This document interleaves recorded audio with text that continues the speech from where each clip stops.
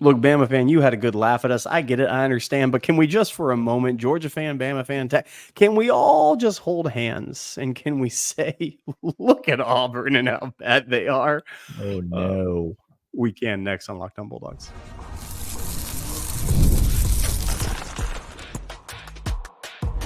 You are Locked On Bulldogs, your daily podcast on the Georgia Bulldogs. Part of the Locked On Podcast Network, your team every day. What is up, everybody? Welcome back to the Locked On Bulldogs podcast, your team every day. So happy to have you here. Today's episode brought to you by FanDuel Sportsbook, FanDuel.com. Make every moment more. The official sportsbook partner of the Locked On Bulldogs podcast and Locked On podcasts everywhere. Thanks for being here. If you are an everydayer, we are happy to have you. You guys are awesome. You're the reason that we do the show. You're the reason that this show is fun. Even after a loss, the everydayers make the show worthwhile. And thanks for making us your very first listen of the day. That helps us out a bunch. If you're watching us on YouTube, you can subscribe to the audio feed. If you're listening to us on audio and you want to kick us over a subscription on YouTube, you don't have to watch any of the videos on YouTube if that's not your thing. We're getting close to that 10,000 subscriber mark on YouTube, Clint. And so maybe just if you're one of those listeners, one of those audio listeners, you kick on over to the YouTube channel and give us a subscription over there. We're back here talking about, we're ready to move on. Okay. I'm not going to say I'm over it because quite frankly, I'm not over it. I'm not over what happened on Saturday night. I still maintain I kind of wish we had gotten blown out. My life would be a lot easier right now. I would know what to think and what to expect. But we didn't. We didn't get blown out. We fought, we scratched, we clawed. Yesterday on the show, we talked about how we still have high expectations for this Georgia team. We think that whatever that ceiling is, they are going to reach it. And step one of that process looks like coming back home to the friendly confines of Athens, Georgia, and welcoming in the Auburn football Tiger, Eagle, Plainsman. Oh boy, Clint. Here is a football team that is creating new ways to lose football games. Like snatching defeat from the jaws of victory multiple different times this season, coming off of a heartbreaking loss to Oklahoma, a game they had won in the bag, y'all. All they had to do was not throw interceptions. Not throw specifically a pick six. Peyton Thorne, guys, is as bad of a quarterback this year in college football as you could possibly create in a lab. Yeah. And he's still better than Hank Brown and the best option to play quarterback at Auburn. How bad is it on the Plains if you're the Auburn Tigers right now? I think coming into the season, you thought this is what you were hoping for and what you really, really got excited about if you're an Auburn fan. Point one, you thought Thorne was going to come back and he was going to have all the mistakes from last year gone. He was going to be able to run. He was going to be able to have mobility. That's not at all what has happened, Daniel. No. So I mean, he can still run. He still is mobile. Sure. He's very quick, but the mistakes. He throws it to the other team. Oh, there are plenty.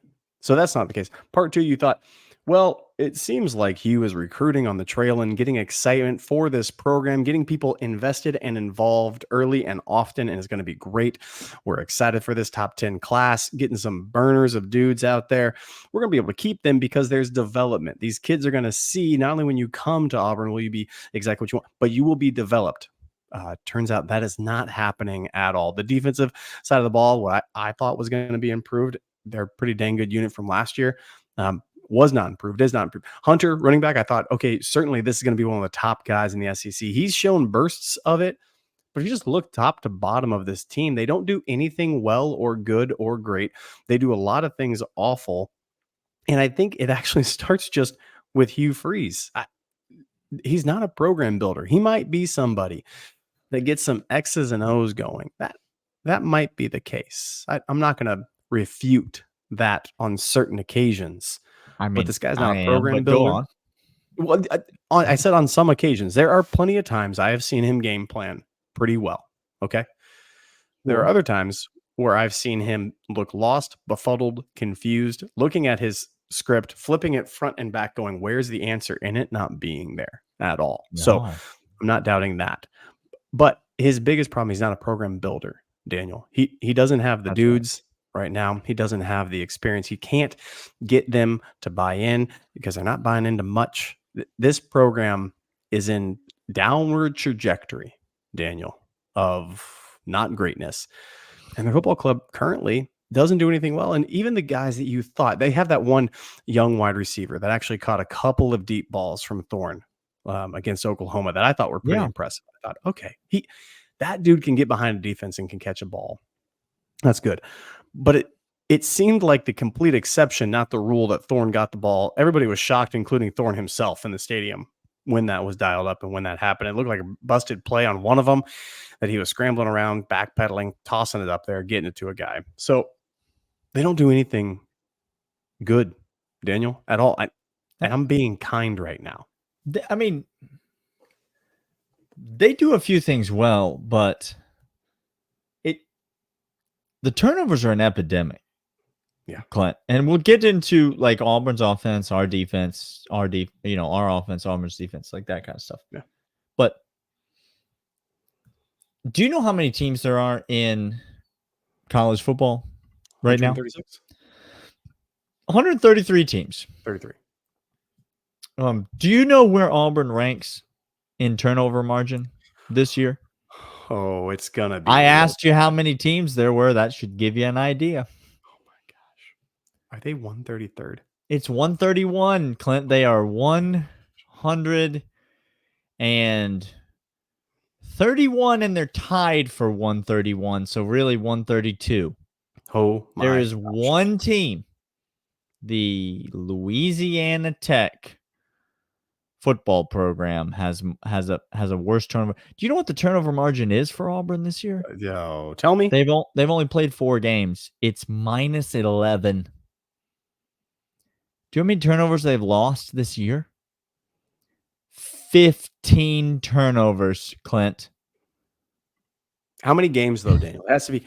How many games are we talking here? That's not a full season. Okay, thank you. That's all I needed to know right there. Full stop. They've thrown 9 interceptions, Clint, this year. 9 interceptions this year, including just at the most inopportune times. They finally got some offensive flow working. They gave them some big plays. Oklahoma didn't have a quarterback at all. Like they weren't Oklahoma starting a kid that was not throwing. Yeah, they had 100 wide receivers on the IR. They didn't have a passing game whatsoever, but fine. Auburn's defense played decent. Decent. They were up double digits with just a couple minutes left to go in that game. They give up a long touchdown pass. Oklahoma scores, cuts it to a single, cuts it to like a 5-point game. Yeah. Auburn gets the ball back. All you have to do is not throw it to the other team. But Peyton Thorne not only throws it to the other team, he throws it to the other team for 6 points, and Auburn loses that football game. Venables was shocked as everybody else in the stadium when that took place. Look on his face was like, okay, I'll take it. Let's go for 1. All right, yeah. But just the one, guys. All right, we're gonna come back and talk about Georgia's offense versus Auburn's defense coming up right after these. It's time to highlight my Roy Player of the Week. Roy is a new platform that lets fans make contributions directly to their favorite athletes. Download Roy for iOS or Android and enter referral code Locked On, and you'll be automatically entered into a sweepstakes to win $5,000 cash. No purchase necessary, void where prohibited. You can get players that are on this Georgia team right now, and you can go ahead and give them all the support and all the effort that you want to see. And so you want to go ahead and give $100 like we are to some of our favorite players on the Roy account. You get in there right now, get in the app. If you're impressed with their performance, with all these Georgia Bulldogs performance with Carson Beck and the like, all of them, if you thought ETN was somebody that was impressing you, or if you thought Fairchild or all the rest of them were, just hop on Roy and throw in a few bucks. If everybody pitches in just $10, it adds up fast for these players. Now you have the chance to show your appreciation for them and the performance that they had this week. All you have to do is continue to bring to your program the best of the best athletes. Get off the sidelines and into the NIL game with Roy. Let's talk, Daniel, about the matchups that matter most. Yeah.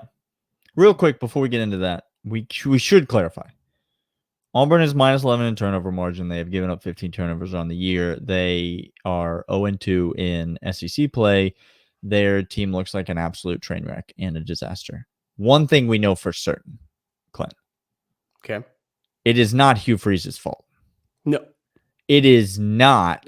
Let's be clear. Hugh Freeze's fault. This is just a good Christian man who's out here trying to impact young men's lives and win some football games. And by God, he's calling perfect games out there.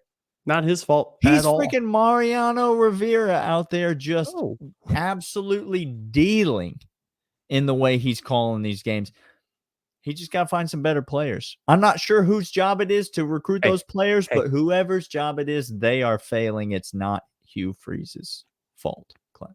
Glad we got that cleared up. Daniel, where do you want to start matchup-wise against Auburn this week? What matchup do you want to consider? Well, let's talk about I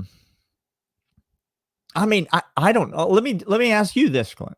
Okay. When you think about Georgia's offense, because that's what we're talking about, Auburn's defense versus Georgia's offense in this segment. Okay. What aspect of Georgia's offense, if I just break down run game, pass game, okay, what aspect of Georgia's offense, coming off of last week, coming off of the season that we've seen, which of those are you more excited about? Which of those do you feel like, hey, that's an area where I'd like to watch that. I'd like to see Georgia continue to flex that muscle. What's Georgia good at on offense? Well, here's the deal.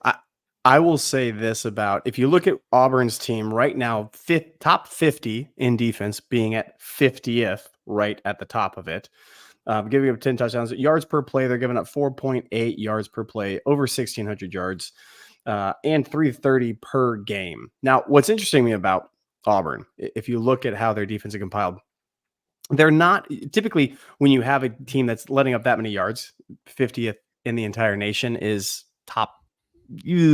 I'll just be generous. It's the first of 3 pages, when you go on stats. It's not top third, but it's close-ish to that. You have to start beginning to think that either you're a boom or bust defense, either going to limit explosiveness, or you're going to try to grind out and slow down a team. Auburn does none of those. Their identity is kind of pot shots here and there.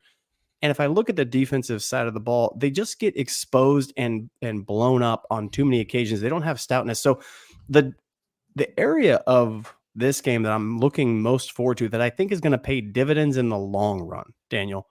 Yeah. I need this running game to get on point in a hurry. Now, the passing game, I've seen Carson Beck. I've seen in situations. I've seen with talented people. I don't think the coaching staff of Auburn is going to give us much of a fight that Alabama did not. I think that's not fair to say.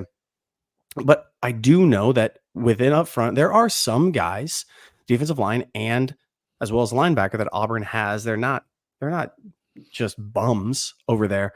But if I have the ability to show a running game that is going to get 6 yards a carry from Etienne and Robinson, that's going to give me a lot of comfort against Auburn. If we scorch them if Beck gets 275 and 3 tuds, in this game, it's going to be like, okay, that's fine. That's great. But if Etienne has 80 yards and 6.5 yards per carry and a couple of chunk runs of 20 yards, that's going to give me greater confidence, because I think that's where Auburn excels so far. You look at the passing game, especially against Oklahoma, receivers were running rampant around out there all over the place. They didn't have a lot of skill or precision in the passing game, but they still were able to manufacture something. And the defensive line got pressure on Oklahoma in a pretty good amount. So the line can create havoc. I'm looking for the running game to be established in this one, Daniel. Yeah, you mentioned 50th in total defense. They're 48th in terms of rush defense. They're 68th in terms of pass defense. And so there's an aspect to which they're just pretty average to below average for an SEC team at both. You want to see the run game get going. Yeah. I'd like to see Carson Beck and these receivers continue to excel. I think that's the matchup where what we saw in the second half there from Arian Smith, from Dylan Bell, from Dom Lovett, what we saw in the second half there, we need to continue to build on. Lawson Lucky, hey, let me say something to you. Please go ahead. I want you to be involved in more routes. I want you to be involved in more passing plays. You are the only tight end on this team whom I want to be targeted with a pass for the remainder of the season. That's the nicest way that I know how to say that. Give me more of Lawson Lucky and give me less of everything else at the tight end position. I want to see this Georgia passing game continue to flex a little bit, continue to maybe build off that second half. I think it's important for Carson Beck to come out and have a good game this weekend in terms of throwing the football, certainly in terms of limiting turnovers. Like, you'd like to see that just kind of get back on track, normalize things a little bit. And this Auburn secondary is gettable. The Auburn pass rush isn't what it has been in years past. Auburn typically very stout on the defensive front. Their pass rush is not what it's been in years past. They are gettable. They're gettable on the ground. They're gettable through the air. I think we're going to see a balanced game plan, but I would love to see Carson Beck in the passing game come out early and establish some rhythm and some continuity early in order to extend drives, score points. Honestly, you feel like Auburn's going to give you this game, right? I mean, first of all, Georgia's just a lot better than Auburn, period. A lot better. Georgia doesn't need 15 turnovers from Auburn to win this game. No. Georgia could lose the turnover battle and still win this game. But I think you would love to see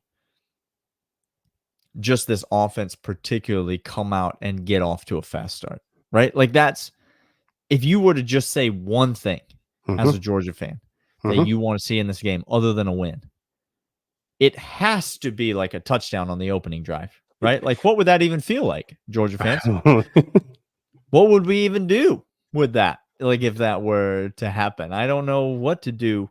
So, yeah, Auburn's going to find a way to blow this game, but like, I don't want to wait for them to do that. I want Georgia to come out at home and bring it to this Auburn defense. And I think you absolutely can. I need to see these wide receivers continue to prove that they can get open the way that they did in that second half against Alabama, because in the first half, I thought they were pedestrian at best. That's exactly right. Hey, we're going to come back to this. We're going to give you the opposite side of the ball, see what kind of advantage Georgia might have on that. But first, these. These are, in fact, FanDuel. FanDuel.com is the place that Daniel and I trust for all of our sports book needs. They are the number one sports book in America, the official sports book of Locked On Bulldogs, Locked On Podcasts everywhere.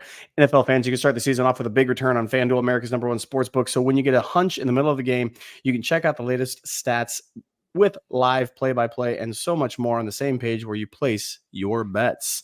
You can start at $200 in bonus bets guaranteed when you place your first $5 bet. That's FanDuel.com. Get over there right now. See what action you can get, what juice you can get on the over-under for this Georgia game as well as for the Auburn game. Point spread, I'm just going to tell you this right now. Take them. I'm giving you a look ahead to the locks. Take the spread against Auburn. It ain't going to be a letdown. It's not going to be anything else. Daniel, what's that? Go ahead. I'll pull it up on FanDuel as you finish up. Because I'm taking it. You need to take it too. FanDuel.com, the official sports book of Locked On Bulldogs, Locked On Podcast, everywhere. Go get the point spread against Auburn, which is... just hang on, man. Like, just gotta log. You just gotta log into the app. We're trying to do things. They hide all these point spreads. Get over there right now. FanDuel. FanDuel.com. Make every moment more. All right, Clint, don't ever put me on the spot like that again. Let's talk about the Georgia defense against this Auburn offense, against this Peyton Thorne led Auburn offense. How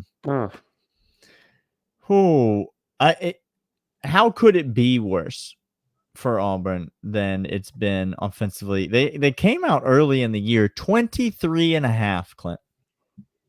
By the way, I was waiting for you to finish. 23.5 is what I got when I just quickly pulled it up here. 23.5 over at FanDuel. A lot to lay. Lay the points. Lay the points. Lay them. All right. Auburn's offense obviously has been a turnover machine this year. Yeah. Let's talk about some other aspects of this offense, which also point to the fact that Auburn's offense is just, quite frankly, not very good. Like, not sort of bad, but like almost unequivocally really bad when you look at them from a big picture standpoint in, especially compared to the rest of the SEC, the rest of college football, and the like.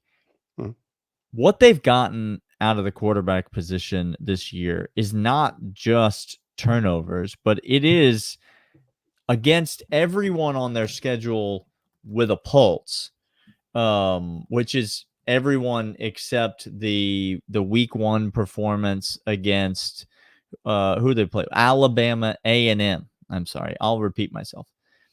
Alabama A&M, they absolutely put it on them. Congratulations to Auburn. Big night. 73 points. That offense came out there and absolutely hummed. Follow that up against Cal. The offense scored 14 points. New Mexico, really bad team. The offense put up 45. Congratulations. Followed that up against Arkansas, and that offense scored, stop me if you heard this before, 14 points. And then last week against Oklahoma, the offense exploded for a 21-point performance at home against Oklahoma. When you look at these like offensive efficiency ratings, right? There's like advanced stats, and they're throwing out garbage time stuff, and they're adjusting based on your opponent, so they're not giving you credit for beating Alabama A&M 73-3 the way that Auburn fans would like to receive credit. They're doing that thing annoyingly where they try to actually think about how good you actually are. Yeah. Offensive efficiency wise, Auburn ranks, just had it pulled up. They rank 83rd in America. If you ever want to get a get-right game for this defense, Daniel, if you ever wanted a confidence booster, if you wanted ever a go downhill, attack, run, hunt, destroy, this is the game. 83rd out of 134 teams in the FBS. Like, they don't have it on offense. The offensive line play's not been good. Obviously, the quarterback play has been atrocious. Let me explain the Auburn offense to you. Go ahead. Hugh Freeze is too dumb to just run Jarquez Hunter because he's the only good player on the roster. Even though it would probably do very well for him. He's the only good player on the roster. You don't have to have played a lot of video games to know that when you got one dude, what do? You use him. There it is. Look at freaking Colorado, Hugh. You're getting outcoached by Deion Sanders, Hugh Freeze. That's not something I ever thought I'd be saying on this podcast. And yet but it's here true. we are. Deion knows Uh-huh. that he got about 2 guys on that roster. Guess where that ball going, Clint? It's going to one of those 2 guys. Period. Jarquez Hunter can't even touch the football. Like, he's not getting nearly enough run. He is a strong, physical downhill runner. He's just the kind of Auburn running back you would expect to see in an Auburn jersey, in an Auburn backfield. You do not want to be trying to make a solo tackle against him. And so, yeah, Georgia's going to be tested up front. The linebackers will be tested. The defensive front will be tested. I expect Auburn to lean heavily on the run game. I expect him to run the crap out of Peyton Thorne because God knows we couldn't defend that last year. Right. And God knows we couldn't defend the QB run last week. And so, good Lord, if Hugh Freeze has half a brain, which that's a ridiculous thing to even say, surely he's going to lean heavily on his best player and the QB run game, given the fact that his QB can't throw. But yeah, if there's ever been a game where you feel like this defense could get right, this is it. This is it. Georgia shouldn't give up a touchdown in this game. We should not. Georgia should not give up a touchdown. It should be 6-30, somewhere in that. We're going to give official predictions later, but it should be somewhere in that category. He's on record saying lay him, by the way. I'm lay the points. 23.5. Lay the points. He's on record saying. I'm on record. He is Daniel. I'm Clint. This is Locked On Bulldogs, part of Locked On Podcast Network. Thanks for making us your first listen of the day, and we'll see y'all next time. See ya.